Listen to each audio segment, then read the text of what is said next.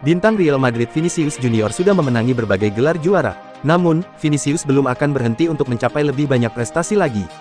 Sebanyak 106 gol dan 83 assist disumbangkan Vinicius dalam 322 penampilan untuk Madrid di seluruh kompetisi. Kontribusi Vinicius turut mengantar Real Madrid memenangi 14 trofi, di antaranya 3 La Liga, 1 Copa del Rey, dan 2 Liga Champions. Meski demikian, Vinicius Junior belum puas dengan pencapaiannya itu. Vinicius masih lapar memenangi gelar juara lain dengan Real Madrid, sekaligus bermimpi mengukir prestasi bersama timnas Brasil. Manchester United selalu menempatkan setidaknya satu pemain jebolan akademi di tim utama dalam setiap laga selama hampir 88 tahun. Namun rekor fantastis itu terancam selesai musim depan. Kalimat di atas bukan omong kosong, MU telah melalui 4.321 laga sejak Oktober tahun 1937 tanpa mengesampingkan pemain akademi di dalam susunan daftar pemain mereka. Itu merupakan kebanggaan yang tak bisa dilakukan oleh para rival mereka di Inggris. Selama rentang waktu yang panjang itu, MU telah meraih 44 trofi, termasuk 18 dari 20 gelar Liga Inggris, 2 lainnya diraih sebelum itu. Namun rentetan itu bisa saja berakhir di musim tahun 2025-26. Bek Chelsea Levi Colwill menilai klub-klub lain akan termotivasi mengalahkan timnya yang baru saja menjadi juara Piala Dunia antar klub 2025. Itu menunjukkan The Blues kini lebih dihormati. Namun Colwill menyebut prediksi itu justru membakar semangat para pemain Chelsea. Mereka mengubah rasa tidak hormat dari banyak pihak sebagai motivasi untuk membuktikan diri.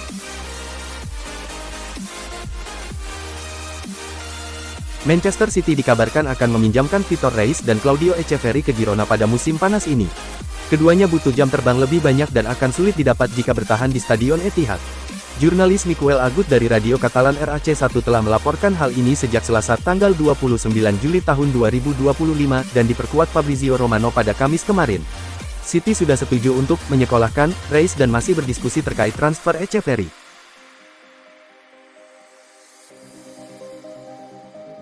Dusan Vlahovic sudah semakin dekat ke pintu keluar Juventus. Bianconeri dikabarkan melakukan kontak langsung dengan AC Milan untuk transfer striker asal Serbia itu. Football Italia melaporkan bahwa Juventus dan Milan sedang dalam pembicaraan langsung, Kamis tanggal 31 Juli tahun 2025. Raja Serie A Italia itu berharap setidaknya mendapatkan uang 15 juta euro ditambah bonus dari penjualan Vlahovic. Juventus dan Milan disebut-sebut sudah menjalin kontak pertama pada tanggal 7 Juni. Pembicaraan lanjutan secara tidak langsung kemudian terjadi pada tanggal 23 Juli. Banyak aspek yang harus disepakati terkait transfer Vlahovic, terutama soal gaji bersih striker berusia 25 tahun itu yang kabarnya mencapai 12 juta euro per musim di Juventus.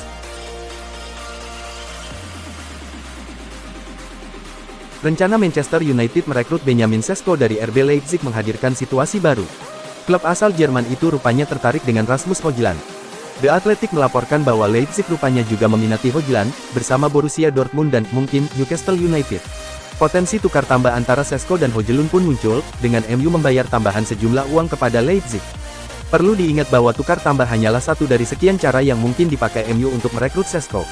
Setan Merah tak harus melepas Højlund demi menebus Sesko, sebab masih ada Alejandro Garnacho dan Anthony yang lebih diprioritaskan untuk dijual demi menambah dana transfer. Manchester United jadi salah satu klub yang meminati Gianluigi Donnarumma. Tapi, ada banyak hambatan yang membuat kepindahan Donnarumma sulit terwujud. Donnarumma kabarnya berminat untuk pindah ke MU, sekalipun klub itu tidak tampil di Eropa musim depan. Tapi, persoalan finansial bisa menghalangi kepindahan Donnarumma.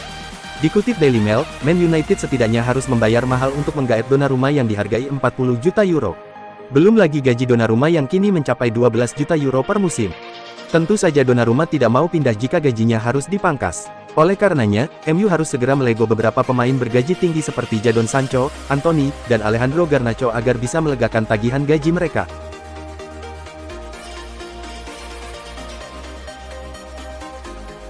Legenda Manchester United, Louis Saha, kembali angkat suara soal performa mantan klubnya. Ia menyarankan agar Setan Merah segera merekrut Dusan Vlahovic dari Juventus untuk memperbaiki produktivitas gol mereka. Menyikapi kondisi tersebut, Louis Saha menyebut bahwa Dusan Vlahovic bisa menjadi kunci dari perbaikan performa lini depan MU. Baginya, penyerang Serbia itu punya semua atribut penting sebagai penyerang utama. Vlahovic dikenal sebagai striker yang komplit, kuat secara fisik, teknis mumpuni, dan punya insting mencetak gol yang tinggi. Saha menilai ini cocok dengan kebutuhan United saat ini yang kekurangan sosok target man. Selain memberikan saran transfer, Saha juga menyentil kondisi ruang ganti MU yang dinilainya tidak sehat. Ia menyebut ada pemain yang terlihat tak sepenuh hati membela Panji klub. Menurutnya, kehadiran sosok seperti Vlahovic bisa membawa aura positif dan menjadi contoh bagi pemain lain. Ia percaya karakter Vlahovic akan memberikan dampak besar dalam hal komitmen.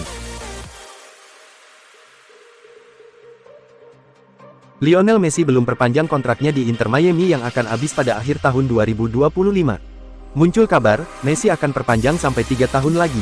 Dilaporkan Catalunya Radio, sumber terpercaya menyebut kalau Lionel Messi akan segera perpanjang kontrak di Inter Miami. Messi akan mengabdi lebih lama lagi. Kabarnya, Messi akan perpanjang kontrak selama 3 tahun ke depan. Itu artinya sampai akhir tahun 2028.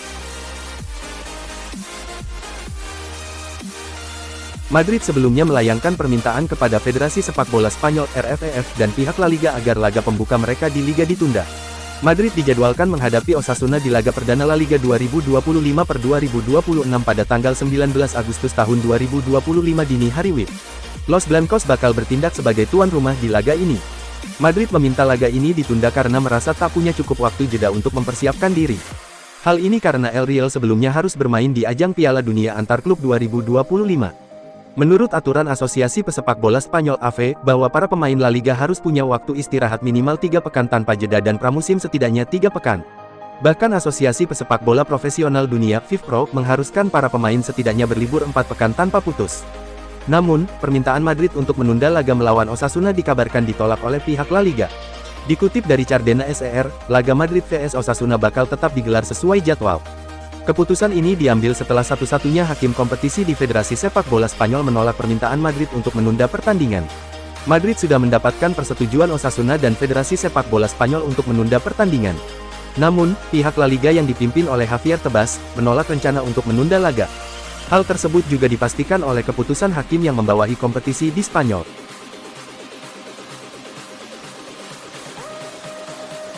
Pelatih Barcelona, Hansi Flick, mengungkap pujian untuk Gavi. Pemain 20 tahun itu disebut sesuai harapan pelatih asal Belanda itu. Kontribusi Gavi cukup sip. Sebagai gelandang, dia mencatatkan 3 gol dan 3 assist. Permainan Gavi cukup memuaskan Flick. Gavi disebut bisa bermain di 2 posisi. AC Milan dikabarkan menolak tawaran dari Bologna untuk Noah Okafor. Pemain asal Swiss itu mulai menunjukkan performa bagus. Bersama Partenopei, Okafor cuma bermain 4 kali tanpa sumbangan gol. Oleh karena itu, dia dikembalikan ke Milan. Musim panas ini, Okafor disebut-sebut akan dijual Milan. Tapi, Milan sudah menolak proposal dari Besiktas dan Flamengo. Football Italia juga mengabarkan bahwa Milan sudah menolak proposal dari Bologna untuk mendapatkan Okafor. Bologna ingin meminjam Okafor dengan opsi pembelian senilai 15-20 juta euro. Usaha awal Liverpool untuk mendapatkan Alexander Isak gagal. Liverpool sudah menawar Isak lebih dari 2 triliun rupiah, tapi ditolak Newcastle United. Laporan dari BBC Sport mengemukakan, tawaran The Reds diyakini tak sampai dari 120 juta pound, 2,6 triliun rupiah alias berupa 110 juta pound, 2,38 triliun rupiah ditambah berbagai bonus. Tawaran tersebut masih jauh di bawah valuasi Newcastle. Newcastle baru akan melepas pesepak bola Swedia itu jika ditebus dengan 150 juta pound, 3,25 triliun rupiah. Tawaran Liverpool itu datang setelah Isak tak masuk skuad Newcastle United untuk tur pramusim ke Asia. Isak dikabarkan berlatih sendirian di pusat latihan Real Sociedad, mantan klubnya. The Magpies sendiri membanderol Alexander Isak tinggi-tinggi setelah bersinar terang di 2024/2025. Isak sukses mencetak 27 gol dalam 42 penampilan di musim lalu, yang mengantar timnya lolos ke Liga Champions dan memenangi Carabao Cup.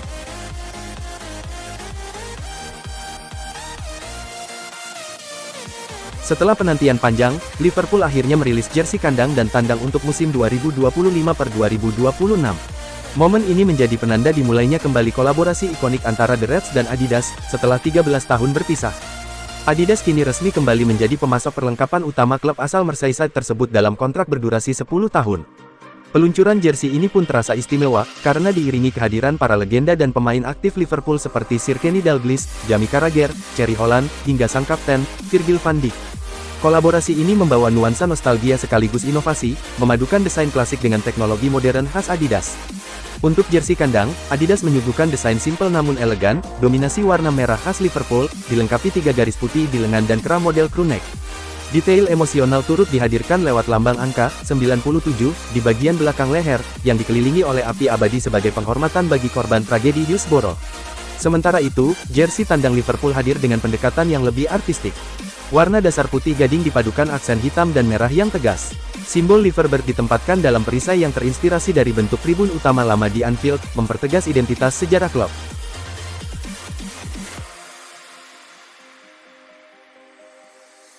Liverpool akhirnya memperkenalkan secara resmi nomor punggung untuk gelandang anyar mereka, Florian Wirtz, pada Jumat tanggal 1 Agustus tahun 2025.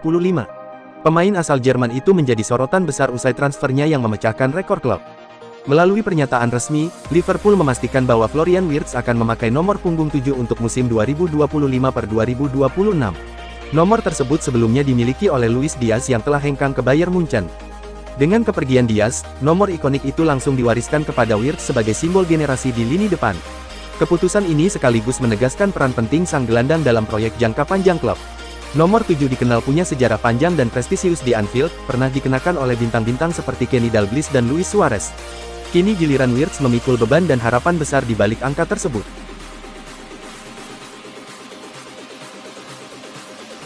Tottenham dikabarkan sedang merampungkan persyaratan dengan Bayern Munich terkait kontrak pinjam gelandang yang pernah bermain di Premier League, Joao Palhinha. Ia akan menjadi rekrutan keempat Thomas Frank musim panas ini. Menurut kabar yang dilansir Mailsport mengungkapkan bahwa Tottenham sedang merampungkan persyaratan dengan Bayern Munich terkait kontrak pinjam gelandang Joao Palhinha dengan opsi beli senilai 26 juta pound. Pemain 30 tahun tersebut kabarnya diminati oleh sejumlah klub Premier League termasuk ex-klubnya, Fulham. Ia dikabarkan akan menjalani tes medis akhir pekan ini sebelum bergabung dengan skuad Thomas Frank. Manchester City dikabarkan berencana untuk meminjamkan Claudio Echeverri ke Girona pada musim depan untuk menambah pengalaman bermain. Menurut Fabrizio Romano, Manchester City berencana meminjamkan gelandang muda berbakat mereka, Claudio Echeverri, ke klub Spanyol, Girona, untuk musim mendatang. City mendatangkan Echeverri dari River Plate pada Januari lalu dengan biaya 23,5 juta euro. Pemain berusia 19 tahun ini telah melakoni debutnya di tim asuhan Pep Guardiola dalam kekalahan final Piala FA dari Crystal Palace dan mencetak gol di Piala Dunia antar klub. Saat ini, ia sedang dalam pemulihan dari cedera pergelangan kaki.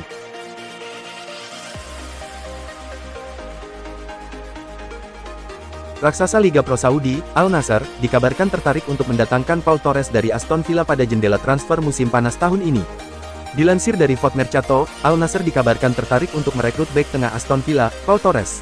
Pemain berusia 28 tahun ini masuk dalam daftar incaran transfer Al Nassr, seiring upaya mereka untuk memberikan Cristiano Ronaldo skuad yang kuat demi meraih gelar pertama di Timur Tengah. Minat ini muncul di tengah kebutuhan Al Nassr akan penguatan lini belakang.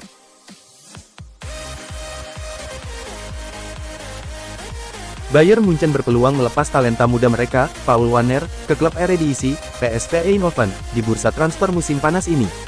Sejauh ini memang belum ada keputusan apapun terkait hal itu, tapi jelas, klub bola asal Bavaria tersebut masih membuka peluang. Masa depan gelandang serang Bayer, Paul Warner, memang masih tak pasti di Allianz Arena, meskipun semuanya cenderung mengarah pada kemungkinan hengkangnya Warner, bahkan berpotensi pindah secara permanen. Klub Belanda, PSV Eindhoven, ikut ramaikan perburuan transfer Warner, setelah mereka kehilangan mantan bintang akademi Bayer yang lainnya, Malik Tillman, yang kembali ke Bundesliga dan membela Bayer Leverkusen.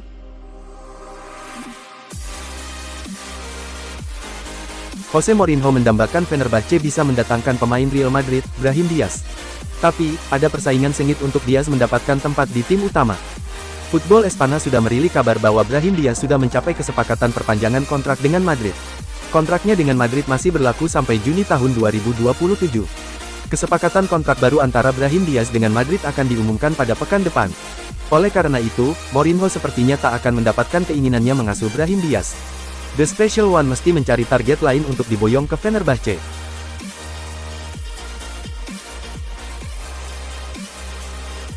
Media Spanyol, AS, yang mengabarkan bahwa Madrid hanya akan mempertahankan satu pemain untuk menjadi pelapis Mbappe.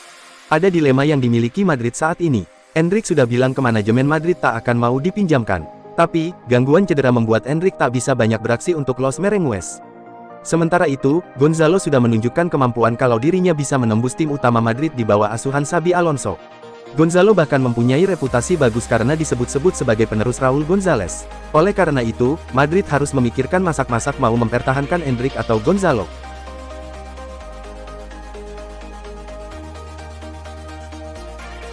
Alejandro Garnacho sudah bulat hati, maunya ke Chelsea. Kini tergantung The Blues, untuk segera jualin dulu para penyerangnya demi dapatkan Garnacho. Dilansir dari Mirror, pakar transfer Fabrizio Romano menyebut kalau Alejandro Garnacho mantap memilih Chelsea. Pemain asal Argentina itu juga maunya masih main di Premier League. Fabrizio Romano menjelaskan, Alejandro Garnacho sempat mau pindah ke Chelsea di Januari kemarin. Sayangnya, itu tidak terwujud. Manchester United menjual beberapa pemainnya di musim panas ini termasuk Alejandro Garnacho. Pemain berusia 21 tahun itu merupakan produk jebolan akademi, sudah kemas 144 penampilan bersama Setan Merah.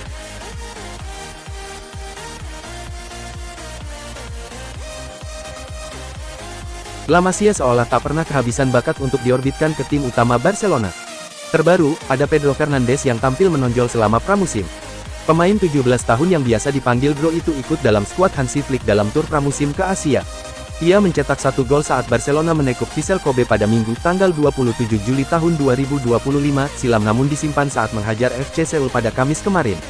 Sebelum berangkat ke Asia, Bro telah memikat pelatih asal Jerman itu selama latihan.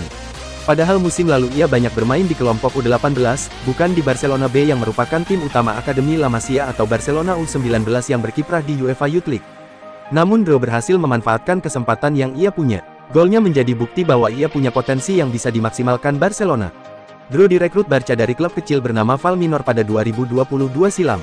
Nama Bro diambil karena ada rekan setimnya bernama yang juga bernama Pedro Villar. Nama terakhir akhirnya dipanggil Vili untuk membedakan keduanya. Untuk posisi bermain, Bro merupakan gelandang serang namun juga bisa menjadi winger kiri. Ia juga tangguh saat bermain di ruang sempit antar lini, sesuatu yang menjadi nilai lebih untuk pemain sepertinya. Barca tak berniat mempromosikannya buru-buru ke tim utama, namun jelas ada prospek ke sana. Bro bertekad tampil maksimal dalam setiap kesempatan yang diberi.